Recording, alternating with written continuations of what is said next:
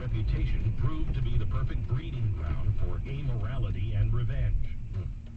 So when Hitler came around, positioning himself as the hero to restore their former glory, make Germany great again, they were more than happy to follow him. As all of the atrocities that came after, they either ignored them, rationalized them, or actively encouraged them. Boy, the left should read this and maybe look in the mirror. After World War II, we didn't make the same mistake. We worked with both Germany and Japan to help them rebuild, and ever since, they've been our staunchest allies. We needed to adopt the same strategy with the Trumpers. We need to try to find common ground, to offer support, not disdain. We should even offer help to develop the red states, which for decades have been underperforming and leeching off the blue ones. Are you kidding me? Are you kidding me? California and New York, we've been leeching off of them?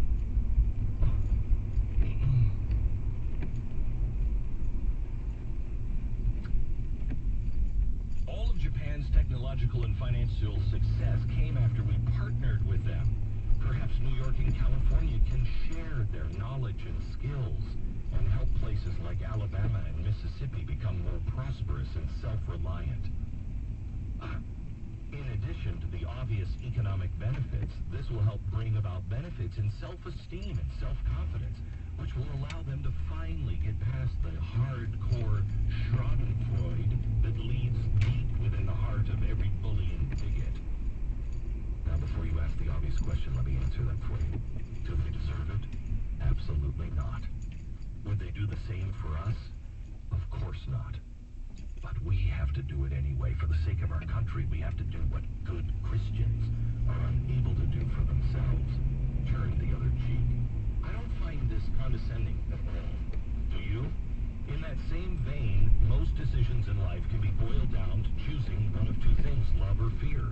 Everything Trump and his allies, enablers, and supporters do is 100% fear-based, masquerading as rage, divisiveness, and anger. The alternative, which is also the solution, has been touted by everyone from Jesus to Buddha to the Beatles to Harry Potter. It's love. Now, I'm not saying you need to love Trump, Giuliani, Bill Barr, white supremacist, or your racist Aunt Karen, who likes to use the word libtard. However, I am saying that you need to act with love. Act out of love. Love for our country, our humanity, and love for our planet.